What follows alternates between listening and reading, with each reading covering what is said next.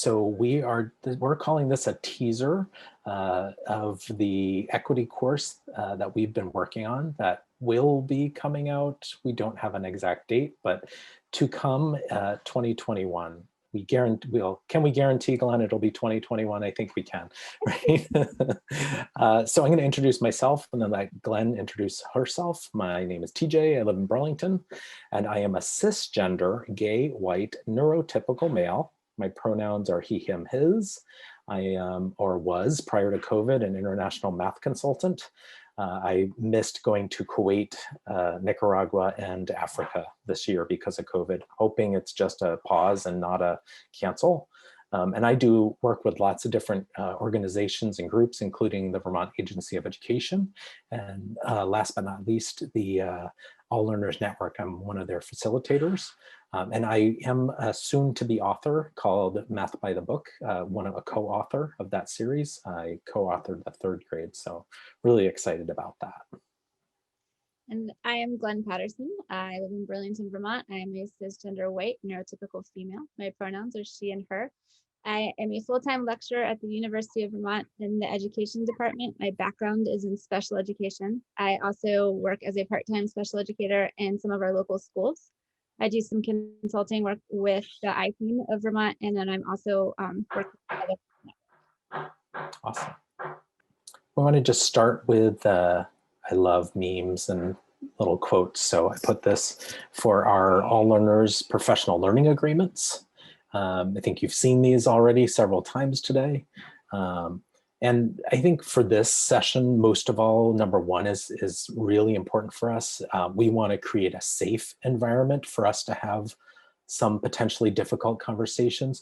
We won't guarantee that it's comfortable though, right? Because some of these conversations may not be super comfortable, but it'll be safe. We're not going to allow anyone to bully anyone or be disrespectful. So we have to be able to have those conversations respectfully. We could probably do a great job working with our US Congress and Senate. They need that. Can I just quickly jump in? Sure. And TJ and I both, I'm going to speak for you, and I hope this is okay. Yeah. This is a journey for us too.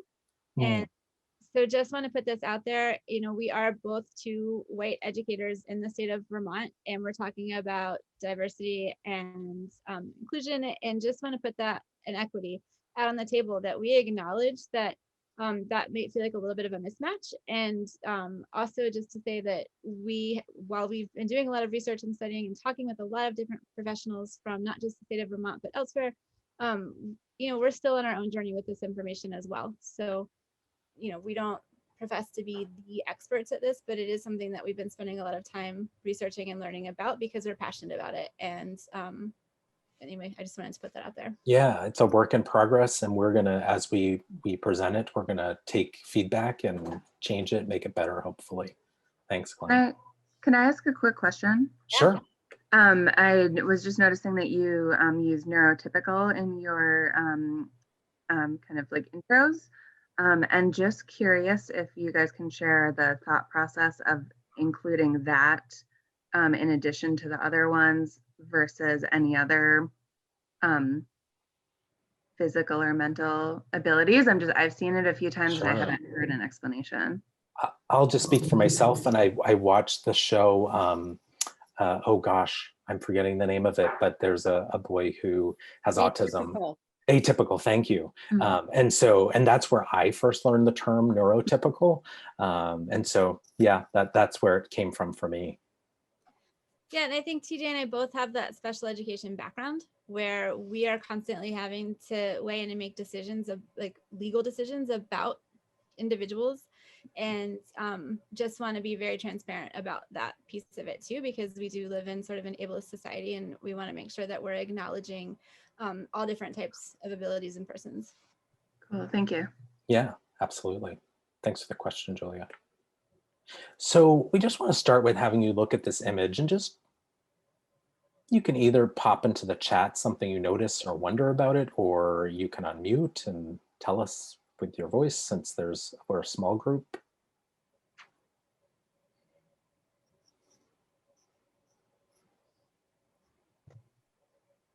And he's wondering how many stairs. I love that. Mhm.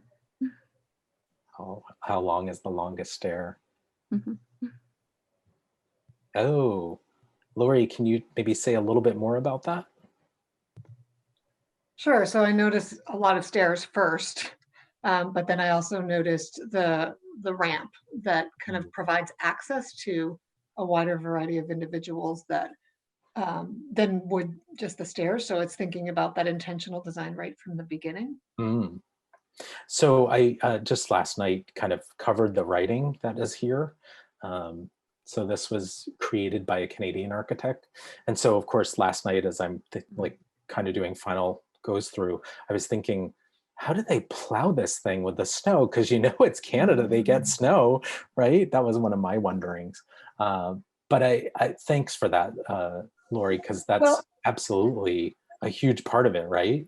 and just adding to that, TJ, because that's really interesting when you put that up, because I'm actually Canadian. Ah, And okay. I know that I was about to share another story that I was thinking about a Canadian architect, maybe the same one, I don't know. But one thing they did at one of the local colleges when designing the footpaths that students would take, they waited, they left the grass grow and waited to see where students, Mhm. where the most traffic was before they actually Mm, designed those paths. So that's just nice. a different example, but came to Yeah, mind when you brought that up. So yeah. TJ, Well, I also imagine if it's really thoughtfully designed that maybe it's heated and so it doesn't need to be plowed. oh, I probably is, right? I hadn't even thought about that. So there's another, yeah. I love how that she calls it a stramp instead of a ramp or steps. But Glenn and I had done a lot of work, and I found this image at one point. I don't know, we've been working on this for months, right? And to me, and I'll let Glenn speak for herself, but to me, this was like, this is such a great representation of what I believe our math lessons should be, right? To me, this is beautiful. It's beautiful. It's not like some awkward ramp is like attached after the fact, you know? Like you said, it was designed from the ground up to allow everyone, however able they are, to be able to utilize this functional piece of our environment. So for me, it kind of represents a metaphor of like, this is what I hope math lessons, tasks can feel like and look like to our students. Do you want to add anything, Glenn? No, I think that was very well said and it's beautiful. Yeah. Thank I, you. So, of course, we're both inspired by John Tapper, the founder of All Learners, and he talks a lot about how, you know, there's good programs out there, there's okay programs out there. It really doesn't matter the programs, the materials you use. It's really, and so much of research seems to suggest as well, that it's really the teacher, right? The teacher is the single greatest factor in all of this. And so as we started thinking about equity, we thought about what would it be that teachers need in order to be able to design a beautiful stramp, right, for their kids in terms of math. So we're going to start with just a little math because it's right, it's All Learners, and I do a lot of stuff with Fran. So I want you to look at this image I got from Number Talk Images. And I love food, obviously, so this one really caught my eye. And just think about what you notice, what you wonder about this. And in the interest of time, if this were students, I would stop there and just find out noticing wonderings. I'm also wondering, like, mathematically, what do you notice about this? And I created a Jamboard, so I'm going to record some of your thinking on the Jamboard. Which, if you're not familiar with Jamboard, it's like an interactive whiteboard. Of course, my internet's being slow, where I can kind of do color recording, or I can use a laser pointer as well. So anyone willing to share something you notice or wonder about that image once it comes up? There it is. First thing that I thought of was the ratio of how much pink had to be added to the frosting to get the different hues, and if there's like a math calculation to do that. So kind of the pink, I'm just using letters to represent your pink to white ratio. Yeah. Love it. I wondered if the flavor changed. So are those white ones more flavored like vanilla and the pink ones are more raspberry or whatever that flavor may be? Yep. Other noticings.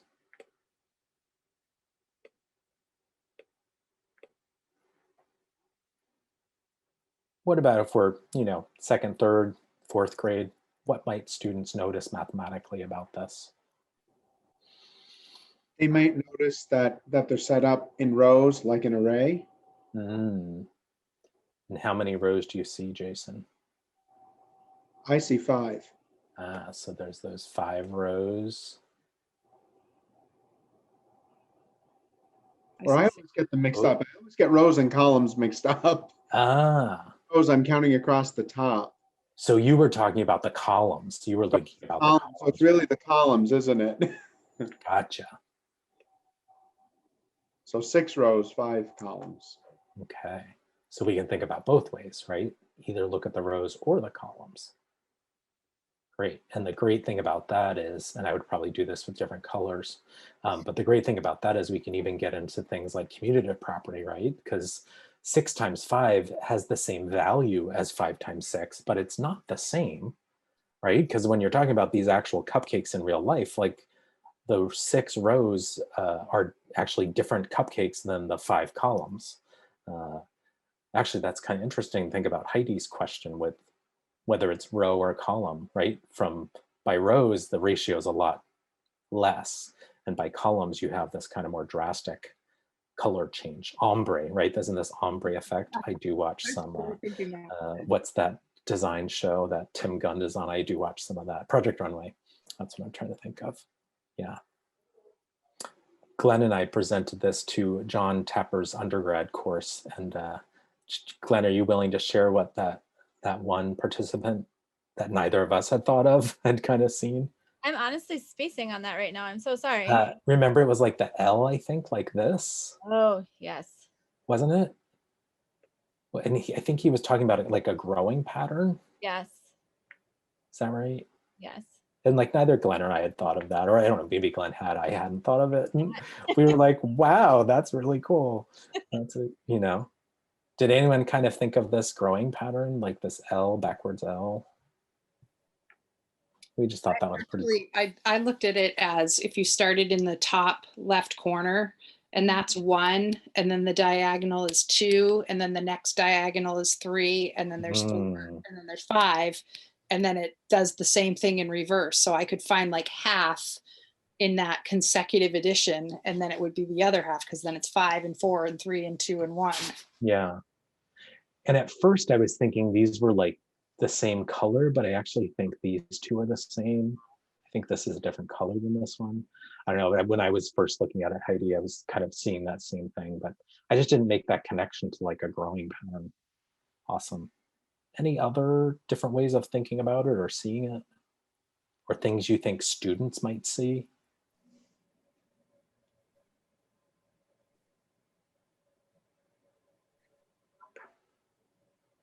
If I was doing this with my class, the first thing they would want to know is whether or not we were going to be eating cupcakes. Yes, absolutely. What I love about arrays like this and in actual real things, especially food, is you can look for those smaller arrays, right? So if this is a 3rd grade class, they might be really good with a 3x3, but not yet know a 6x5. So then how could you use that? Because then you can also see a 2x3 over here, and you can see a 3x5 on the bottom.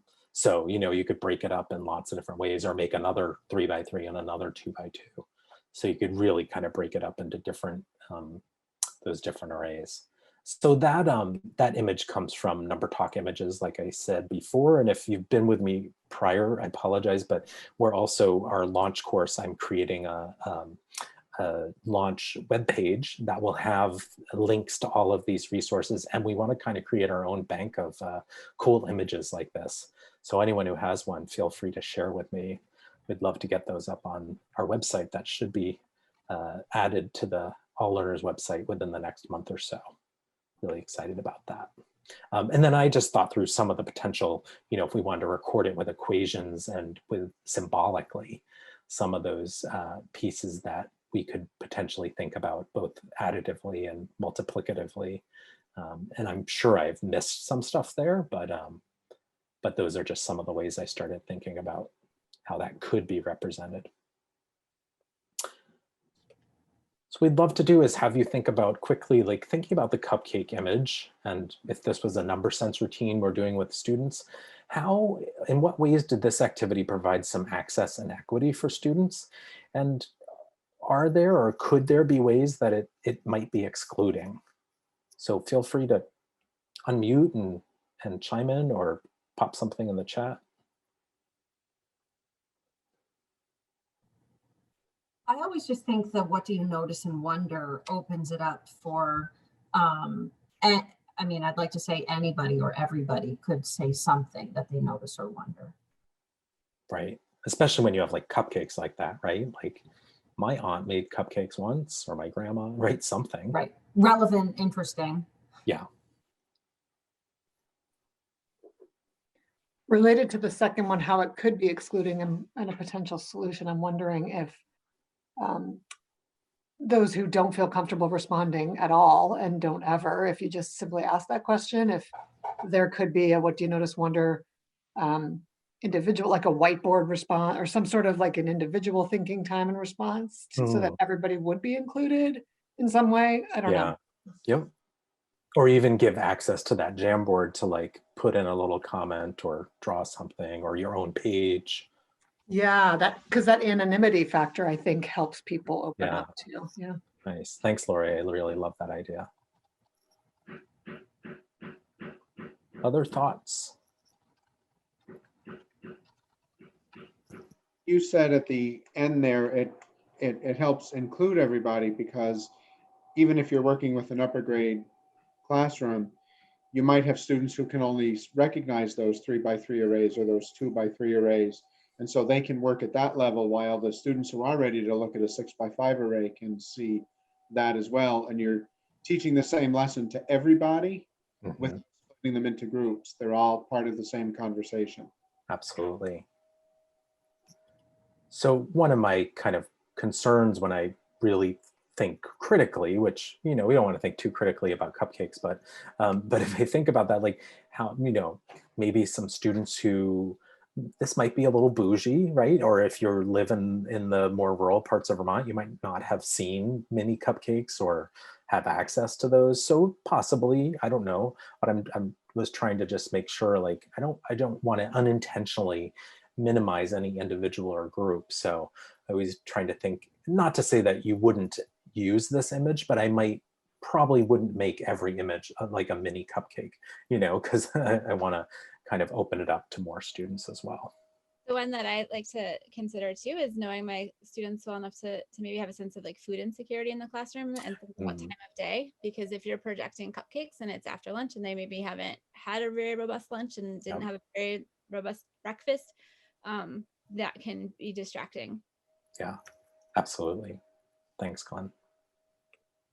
So these are our working, we're not cemented in stone yet, but our working goals of our equity day that we're developing. And the ones that are highlighted in yellow are the ones we thought we're not going to go deep into, but we would kind of at least kind of glance through and touch on today. So really we want to talk a little bit about equity as a journey, which Glenn's already kind of mentioned. And we wanted to kind of examine many different identities that we may see in the population of students in our classrooms and schools. And then of course, we wanted to keep math in the conversation throughout. So those are our big goals. And I'm going to turn it over to Glenn. Hi. So the next part that we're going to really do a little bit of a dive into is thinking about access. And in 2007, there was this math panel report that was commissioned by the President of the United States, where he gathered together all these researchers and math gurus and had them really do some focused work looking at sort of the overall health of math in our nation. Because, you know, we were coming off of a time of relative like success with our country and a lot of very just good mathematicians. And then over the course of the years, there's been a bit of a decline in our standing as mathematicians around the world. And so the president in 2006 thought, well, we need to address this because it's concerning, because it's really going to impact our workforce. And so he gathered all these people together and asked them to look at math education in the United States and make some recommendations and some observations. And actually, TJ, can you go? I'm gonna, yeah. So these were sort of some of the bigger takeaways and themes that you'll see if you read this report, which TJ just posted in the chat. I definitely think it's worth a read. But some of the biggest takeaways and themes that you would see throughout the report is this idea that success in math matters to the nation at large. It matters too to individual students and their families because it opens doors and creates opportunities. So this acknowledgement that access to math opens doors and creates opportunities is an important one. And a strong grounding in high school mathematics through Algebra 2 or higher correlates powerfully with access to college, graduation from college, and earning at the top quartile of income from employment. So completion or access to Algebra 2 is an important piece of this takeaway as well, that there is a strong correlation between Algebra 2 and access to college. And that research shows that completion of Algebra 2 correlates significantly with success in college and earnings from employment. In fact, students who complete Algebra 2 are more than twice as likely to graduate from college compared to students with less mathematical preparation. So Algebra 2 is seen as a gateway to college. And so then the panel was further made recommendations about how we're going to sort of close this gap. And really a big part of it is access. So like, who has access to Algebra 1 and then Algebra 2? And so I've done some digging around, looking at our schools locally, and found some interesting information. This is just one school district. It's one of the larger school districts in Vermont. They have an equity and inclusion statement that they put out where they publicly make this data available. So I'm not, sharing anything that I shouldn't be. It's all out there, accessible to any one of us. But in their statement, they acknowledge this idea that successful completion of Algebra 2 is the minimum level of mathematics that ensures that students are college and career ready. When students have not yet completed Algebra 2, they may have trouble getting accepted to college or may have to take additional math classes when they enter college. Some students at this particular high school take a class called Concepts of Algebra 2, but that's not going to be included in the data set that we're going to look at. So in this particular high school, of the graduating seniors, 57% of them completed Algebra 2 at some point during their high school career. So let's just dig a little deeper into this data set and unpack like who this 57% is. Who had access to Algebra 2 in this high school? So I'll give a minute to take a look at this data. And so we'll take like a minute of private think time, and then we're going to share out what you're seeing.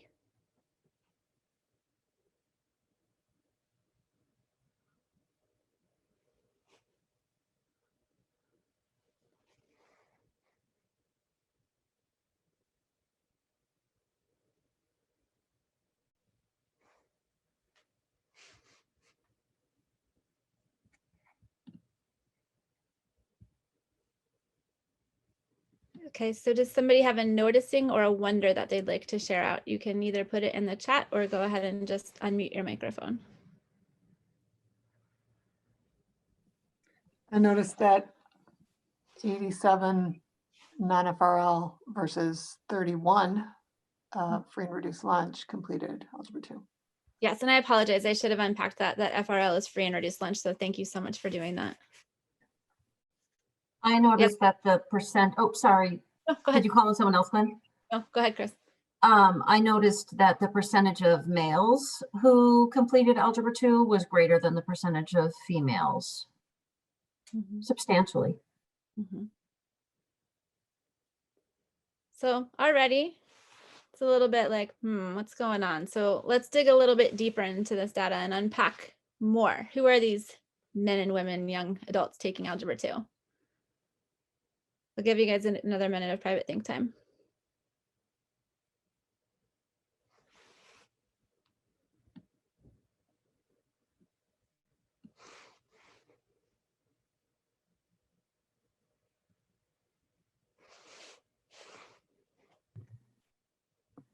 Glenn, is NA 0 or they didn't have the data for it? Well, we believe in some cases they might not have had the data, but typically when you're talking percentile, NA means you had less than 10.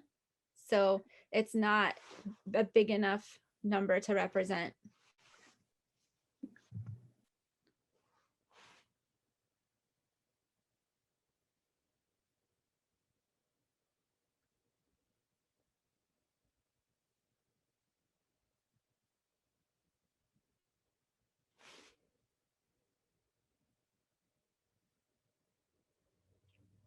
So who would like to share out some things that they're noticing or some wonderings that they have?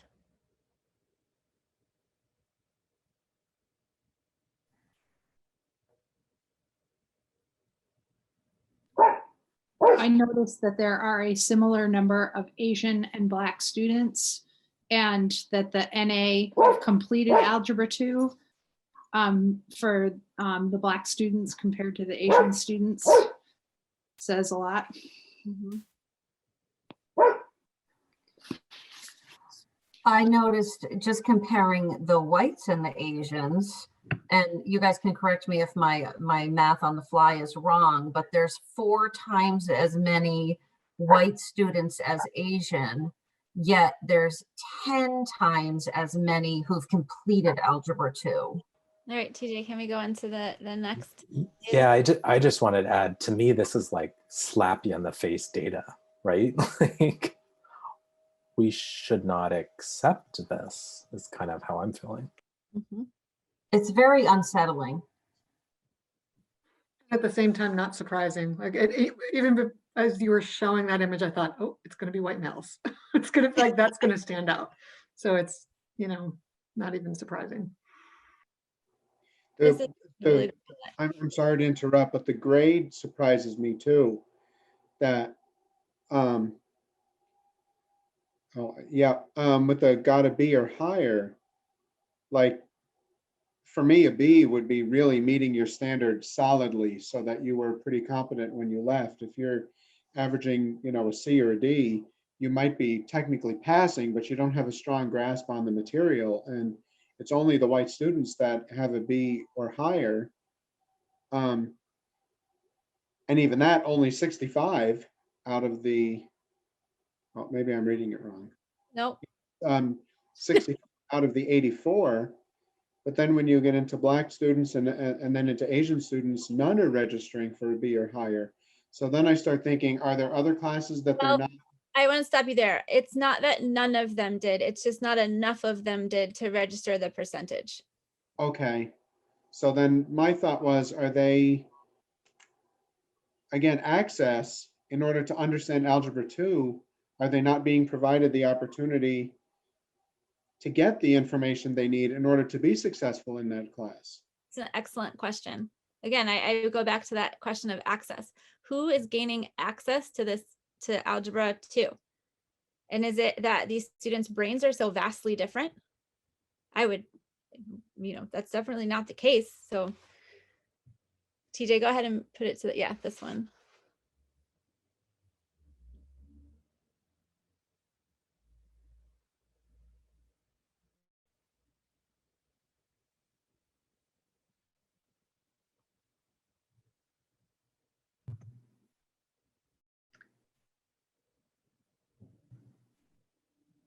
I think, again, what I think Jason was saying, that there's kind of these dual issues of much larger numbers of students, or small numbers of students who are somehow marginalized, and between even the traditionally marginalized and not, there's very low numbers of passing or proficiency or success. So it's starting off at a bad space and moving into a bad space. Yeah. They have lots of concerns here. It may seem off topic in a way, but I think about this with my guys who are little. But when we think about the larger issues facing our world, and we look at what's happening in the government today, and you see things that you want to change, And I keep thinking about the ones I'm teaching that eventually we're giving all this to them, and they're going to be trying to solve some of these problems. But if they're not even getting the access in school to understand, how are they going to make these changes or help make these changes that desperately have to happen? And then it becomes scary that you have this very small population of people who do have access that really can do whatever they want, because who's going to know how to bring about that change?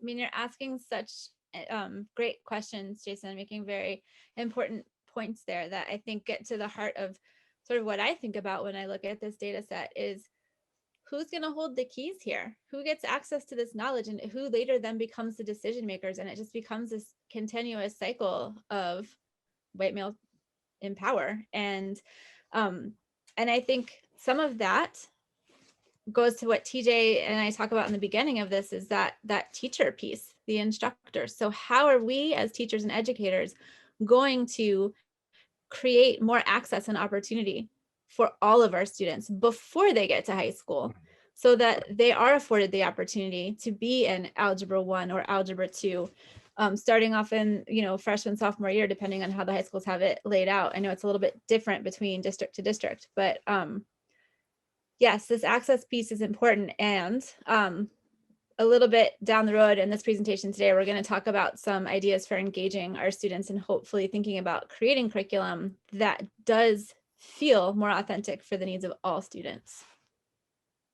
So go ahead, TJ. And I would just add that like these numbers are not a damnation of high school. I think it's of the whole school experience, right? Like it's not high school that's responsible alone for these data results. It's like years and years of minimalization and marginalization. So yeah, that's a huge piece to it. So Glenn really eloquently kind of talked about this journey that she and I are both on, and that we're all on. Really, the journey to providing equitable math is a never-ending journey, right? And there's many paths you can take. There's no one right way to do or to go on that journey. And I guess maybe the only wrong way is to not be on a journey. And so I loved this image as thinking about a journey, and my journey probably would and should look very different than someone else's. And so on my journey, I've had some really great experiences. One was to attend an equity summit, a virtual equity summit that was hosted just about a year ago. It was last January. And Cornelius Minor, who's an educator out of Brooklyn, told a story, and he talked about this term microwave equity, which I'm forgetting the host's name, but he was like, what's that? Like, I've never heard of microwave equity. And when he told the story, it just clicked for me. And he said, I was sitting down to watch a movie with my girls the other night, and they said, let's make some popcorn for it. And he said he got out the oil and the butter and the pan, and they looked at him like he was crazy and were like, Dad, just make some microwave popcorn. And he was like, no. Like, that's not good popcorn, right? Good popcorn takes time, energy, effort. And so I'm going to cook it on the stove, and I would throw a little Tabasco in there too, because this is how I make popcorn. I'm a popcorn connoisseur. So clearly that's why it spoke to me. So this idea that we read a book, or we listen to a podcast, or we have that speaker come in and do a session on equity, and then we're done. Like, that's not how we as educators should be addressing equity. It really needs to be a journey. It needs to be ongoing. There needs to be continued eyes on and focus on these ideas around equity. And one of the biggest things to think about with equity is the idea of identity. And it might feel we're veering a little bit from mathematics when we talk about this, but it's so important as teachers that we understand on some level. We might not fully understand, but we understand different identities, especially identities that are different from our own, so that we don't inadvertently marginalize any individual or group of students. So of course, Martin Luther King Jr., Dr. Martin Luther King Jr. Said this quote, and I thought this was a good reason why we need to talk about identity, because anyone who's being minimalized or marginalized, whether it's intentional or unintentional, that's not just. And so we should all be concerned about those things and making sure that we can restore justice. Dr. Erica Buchanan Rivera also spoke at this virtual summit. You can see it was January of this year. And she said that words are powerful, language matters. So things like when someone says their pronouns are they, them, their, and I've heard friends of mine say, that's not proper English. I'm not going to use that. I'll just call them by their name. I won't, but I'm not going to use their pronoun. Like that still matters, right? It matters that someone identifies as that pronoun. We should honor that.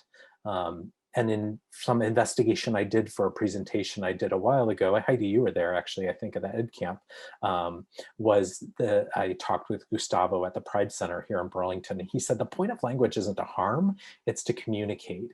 So we may not fully understand like someone whose pronouns are they, them, their, but we don't want to harm that person. We don't want to minimize or marginalize. So having a basic understanding will help that we're not using language in a harmful way. Another piece that I thought was important was just to define identity. So identity is just the fact or being of who or what a person or thing is. And this to me is so powerful that if we don't talk about identity, so if we say like, well, that doesn't really have to do anything with math, or that doesn't have to do with reading and writing and the things that we're responsible for content-wise in school. But if we don't talk about those things, then we default to the dominant identities. And what would that data we just looked at would suggest to me is that the dominant identity, which has been for probably centuries, right, is white, and I would hypothesize heterosexual men, right? That's been kind of the dominant group that's shaped history, that shaped what books and what we think of our history and everything that shapes our world. So we have to be able to engage in these not necessarily comfortable again, but safe conversations about identity, because we want to be able to have the identity of each individual honored. Recently, I was at a Making Math Moments summit, which was also virtual over a weekend in October, and there were lots of great speakers. And this came from, oh my gosh, I didn't put his name in, Sunil, who is writing several books. He's also from Canada. I think it was, who was it that would like to know that? Laurie, right? Yeah, Laurie would like to know. He's from Canada. He's from Ontario. But this slide to me, just like this was kind of a, pull all the punches here. So that idea about alienation, well, that occurs way before difficulty in learning. So if we think about things we do that are unintentional but alienate students, then that is going to lead to difficulty in learning mathematics. And it's not like we intended to, it's not like we meant to do that, but that's the outcome. Sorry. No, I just wanted to jump in for a second here because we used to have a slide in here that really illustrated this idea of identity. I think in a with the Bridges math, the bugs. Yeah. It was this activity that if any of you have done Bridges math, you had to create a beetle and it had defining characteristics. And it was very binary. So that it was like, it could be a male or a female and that was it. And so you think about a student who doesn't identify as either, sitting in a classroom and not feeling that there is any sort of representation of who they are given in the word problems. I just put that out there as an example because I always like to keep this math in the back of my head here. How does this play out in the classroom? Well, that's a very basic way it can play out. And TJ, you had another example of the ratio problems in middle school that are often boy, girl. And yeah. Again, I just reached out on Twitter and I'm like, hey, I'm trying to find math examples that are good math, right? The math is good. That's not the problem, but the problem was the identity piece. And this one teacher out, and I think she's somewhere out in the Midwest, said every ratio problem at middle school is boys and girls. And she sent me some examples. I just saw a math problem where it was, if there are this many students at a school dance, how many couples can there be? and a student asked, what do you consider a couple? Yeah. Which is great, you know? Yeah. Yeah. That's my college students have this language that they like to use in class when somebody makes a comment that is inadvertently harmful to somebody else in the room. They'll say, ouch. And then the other person says, oops, just to acknowledge, like, put it out there. That wasn't, you know, so that's an example of like an ouch, oops of, you know, that wasn't intended to be harmful, but it does cause harm to some students who don't see themselves represented. Right. And so often I hear the idea of like intention versus impact, right? So we may not have intended to cause harm, but the impact was we actually did. And so, yeah, it's not like you can go back in time and have a mulligan, right? But yeah, noticing it, acknowledging it, and committing to doing better. We can't beat ourselves up over it, but we can do better.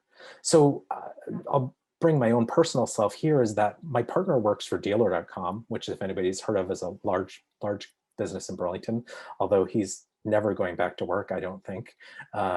June 7th is the earliest he'll be back in the office. Anyhow, the reason I bring him up is because his company, which is one of the largest privately owned companies in the United States, is constantly bombarding him with messages about, we need you to bring your authentic self, right? In order for you to be the best, most productive worker that you can be for this company. First of all, you have to balance, life balance, all of that. They're great about that, but they really talk about this authentic self. So no longer are we trying to like squeeze our, you know, round selves into square pegs. Really what companies are looking for is people that are themselves. And so the earlier and the better we can help young learners identify who they are and feel comfortable with who they are and really develop their own identity, then I think the stronger, you know, student body we're going to have coming out of education. So in our research, we found this identity wheel, and I'll let Glenn talk a little about the woman that it came from because she knows her way better than I do. But we loved this idea. So Glenn, would you mention where it comes from? Rebecca Haslam, Dr. Rebecca Haslam, is the one who has created this identity wheel, and she does a tremendous amount of work in equity. Mostly her background is literacy, but we were fortunate enough to have her come in and sort of help us put her eyes on this presentation. And so the basis of this identity wheel is her work. Yeah, and we like this, and we were planning to use it. You can see the math is a little bit different font there. So we were gonna like make it ours by making a math part. But then at that Making Math Moments Summit, I went to someone else, actually was Dr. Farshid Safi, had this identity wheel, and this middle pyramid was actually rotating around. It was a live kind of GIF kind of thing. And what I liked about his was he had a lot of the similar and as well as some different pieces, but this idea of two things I really loved about his was the complexities of identity, because yeah, identities are really complex. Like you can have two people who are both have very similar backgrounds and racial and cultural and all of that, but could identify in different ways and honor different parts of their identity more than others. And this dotted part of the circle here for him, what he explained that as is like, these are identities that we don't know about that you might have your own. So that made me think more about like what I wanted to move away from in Rebecca's was this, each of those identities has kind of like this equal part of the pie. And I felt like that doesn't necessarily stay true for all of us. So we've created our own identity wheel.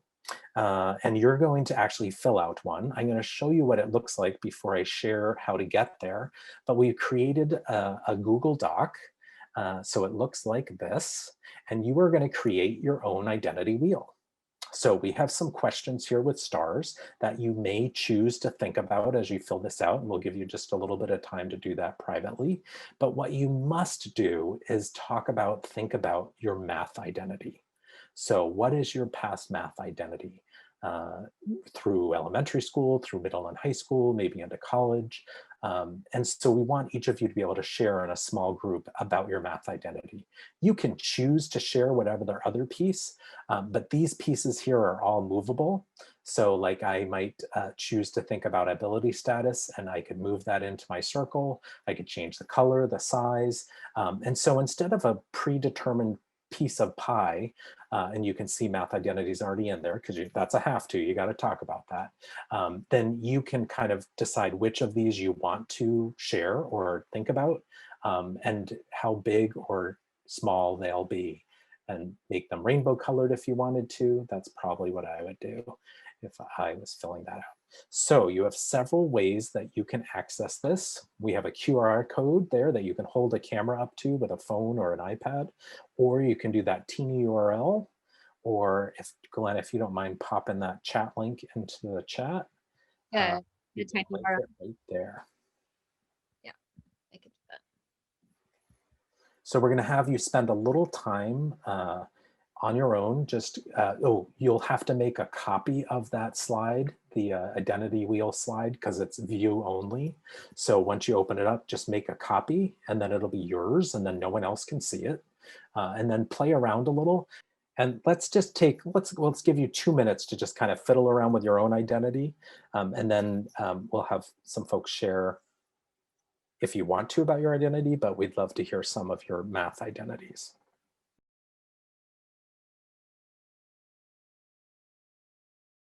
Is anybody willing to unmute and just share a little bit about what you were doing with your identity wheel? Nothing you have to share except about your math identity, unless you're willing to.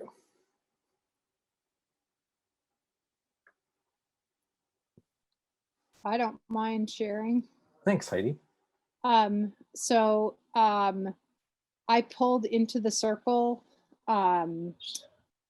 the factors that I thought contributed to my math identity, which are language, education, race or ethnicity, and social class.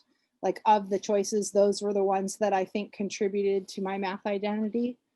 And then I put race, language, and education at the top, and I made them red, white, and blue. Mm-hmm. And then I made the social class green. And I think that many of the opportunities, privileges, or just preconceived ideas about who I was or what I knew just based on those 4 things contributed to how I was treated as a student, and therefore provided opportunities for me. Nice. Thank you so much for sharing, Heidi. I was hoping people would like play with the colors and, you know, kind of personalize it. Anybody else willing to share anything that you did with your wheel? I can share that I had Thanks, a lot of trouble figuring out the size. I started to make them all like really big and realized that wasn't going to fit. And I got a little bit hung up on trying to choose, is this how I see myself and think about myself versus how others perceive me, and the difference that, you know, those have in, you know, most everything, but especially in education and in the math education that I received. The ups and downs of that, kind of for better or for worse. Yeah, I think it's really interesting once you start thinking of how do I think others perceive me? That's really makes you step outside of yourself almost. Mm-hmm. Somebody somewhere I've seen has gone through a process like that where it's been explicit to think about your identity as others perceive you and as your own, and also like hidden identities that are a big part of who you are but are completely, you know, other people wouldn't be aware of. Yeah. And that's where I got stuck, even just about the math identity. So I've done the identity wheel a couple times. So I just started thinking about the math identity because I haven't yet, and was trying to think about, well, geez, how far back do I want to talk about? Because some of the things really link to now. And so I started thinking more about how my math identity has changed over time. Nice. Be interesting to do like a timeline of that almost. And I love that you brought up kind of those hidden identities, Dana. One of the things I'm hoping we get to explore, and it might have to be in day 2. I mean, the worst part for Glenn and I is coming up, where we have to kind of edit our work because we have more than 6 hours worth of stuff, and I love it all. But is thinking about that, you know, some people have identities that are invisible. Like for me, being a gay man, I can hide that, right? And that, in some instances, when it's my safety, is a good thing, but in others, it's like, you know, how many African-American people have had to come out to their parents as African-American? None. But every gay person has had to come out to their parents as gay. So, you know, that's not easy. So it's like, there's no right or wrong. There's no better or worse. It's just, there are some things that are hidden about you and some things that are not. People can see your face. They can see your hair. They can see these things. All right, I want to move on because I don't want to cheat Glenn out of her part here. I don't feel cheated. So we're gonna shift gears a bit and come back to this idea of curriculum. And you know, we have this currently a structure, as it says here, where mathematical computations are sort of at the driving force of our curriculum. So that's like in the center. And then we sort of build our content around this idea of like computations and problem solving. Can you go to the next one?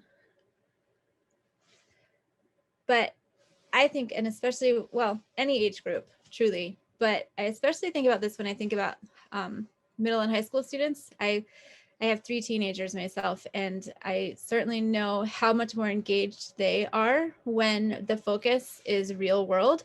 And then we're sort of embedding that curriculum, that mathematical content around things that they're passionate about, or that they're enraged about, or that, you know, small people have big feelings, especially teenagers. They have really big feelings about things, and they don't often have the information to back up these big feelings about things. So giving them a platform to talk about these really sticky, tricky things can be a highly engaging way to sort of reel them into a mathematical classroom. So I'm going to give us an example of a high school number talk. And I'm sorry, I couldn't see my air quotes, my number talk, that it's a little bit, it's fun because they definitely have strong feelings about this. So take a peek at this map. What do you notice and what do you wonder?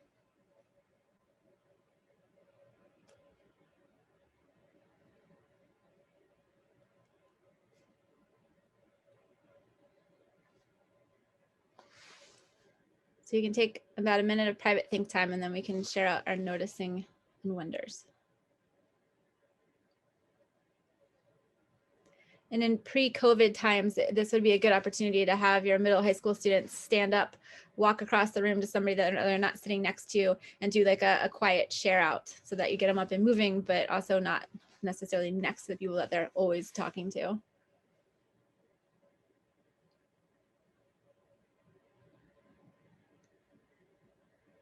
All right, what do people notice and what do you wonder?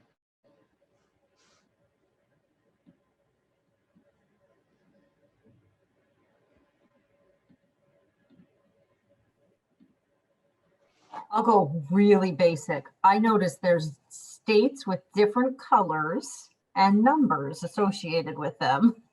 Yeah. But the number doesn't seem to correspond with a particular color.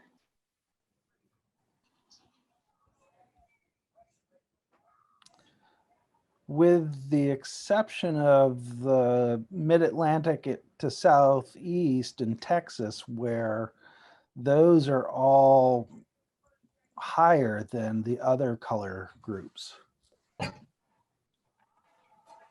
Yeah, I was also going to say there's lots of zeros, ones, low numbers, small numbers.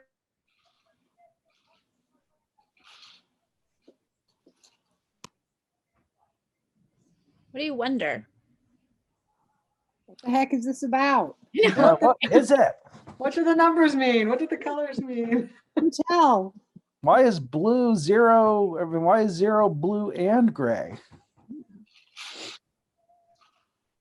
How can California only be 6? Excellent question. Or maybe the question. Why is the Northeast blue and also the coast in Kansas? Okay, TJ, do you want to go on to the next one? We won't keep you waiting too long.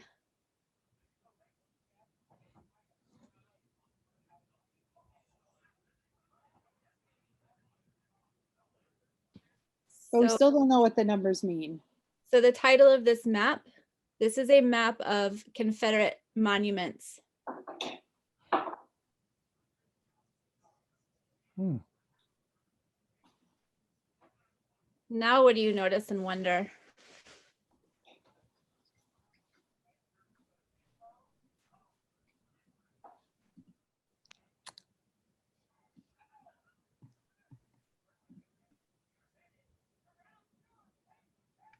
There are lots of monuments in the Confederate states Mm-hmm. and middle numbers in the border states. Yeah. It's interesting to me that there are Confederate monuments in the Union states, in many of the Union states. Mm-hmm. Why does California have 6 Confederate statues? Excellent question. What the heck? Also, why are there statues in states that weren't even a state during the Civil War? What's that about? How did migration affect those questions, or those impact those questions? So that's a great segue. TJ, do you want to go to the next slide?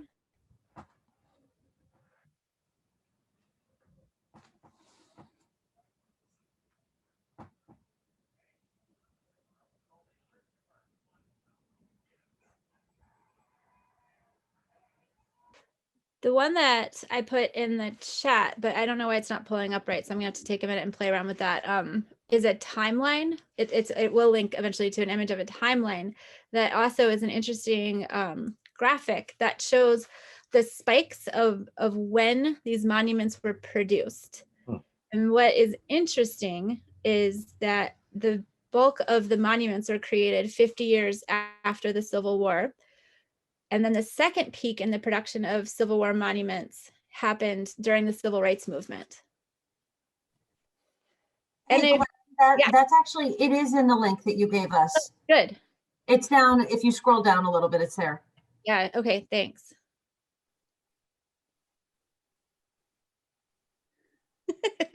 Sorry, this is a little clunky. We'll have it fixed for the next group that gets to. I actually just found this particular timeline earlier today, so I put it in here as just like an interesting talking point, because these graphics are powerful, these maps are powerful, and what is most powerful is the conversation that they can elicit with students, and then like the interest that it can gain in data sets, like having students explore and unpack data sets when they wouldn't typically maybe think about these things and how it impacts them.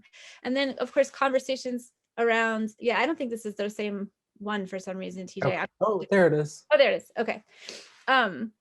Like, you know, a further discussion about like who pays for these monuments, because most of them are on publicly, you know, owned land paid for by tax dollars.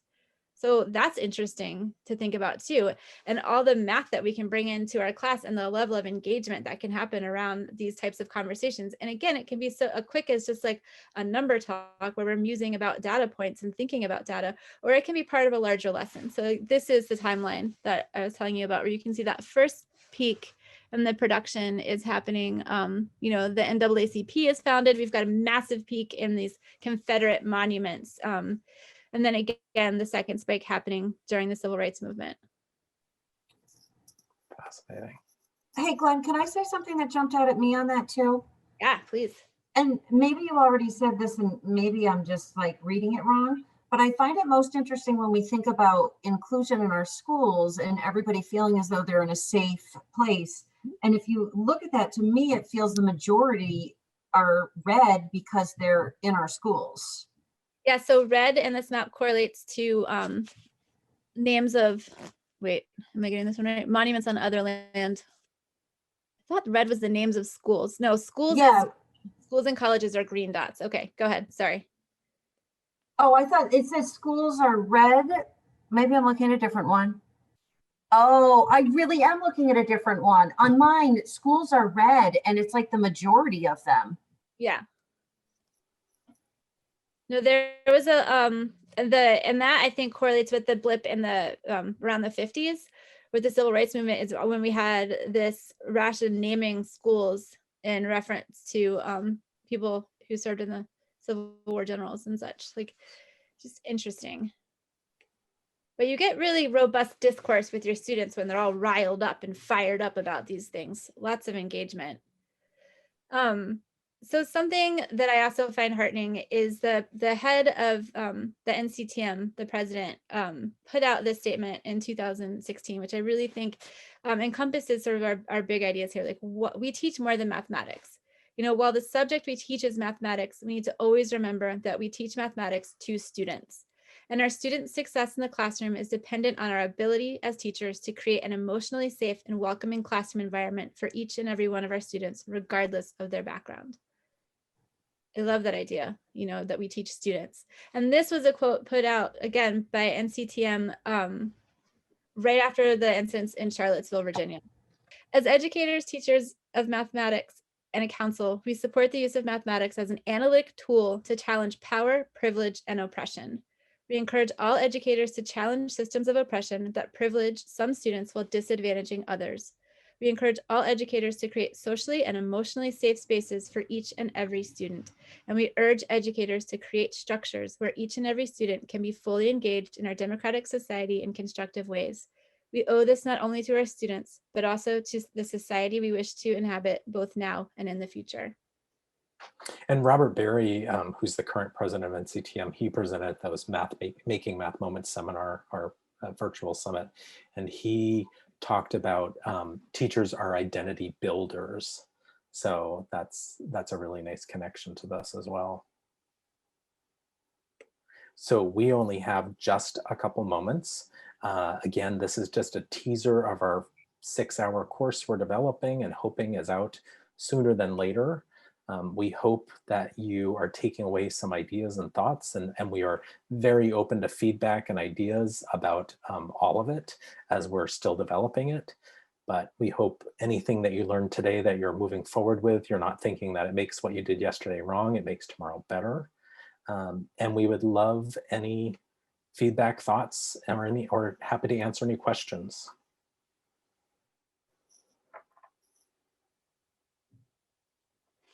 And thank you guys for coming and to our session today and being willing to engage in this discourse with us. It's not always easy to talk about these things. So we're glad to have you here. I really appreciate the two of you putting it together and offering it today. Thank you. It helps me understand how to better connect to the real world.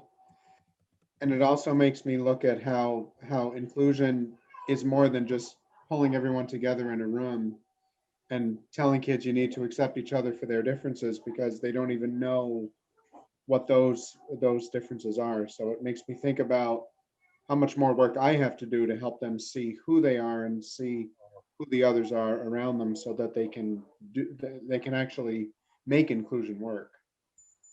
Nice. We have a great video, Jason, that is a TED Talk of a woman who's one of the, I think, 2 African-American women CEOs of a large Fortune 500 company. And she does a TED Talk called Color Brave versus Color Blind, and really gets into that. Like we want you to see us as we are. We want to be seen. We don't want to be blind to someone's identity. Great. Well, please look for our course coming up in the future. Please attend if you can, or encourage your colleagues to attend. This is our contact information. Please tweet all learners and tweet me if you're a Twitter person, but our emails are there. And like Glenn said, thank you so much for spending time with us. And we are very open to feedback. So anything how we can make this better or more inclusive, we are open to. Have a wonderful rest of your day, everyone. Thanks for coming to the conference. Thank you so much.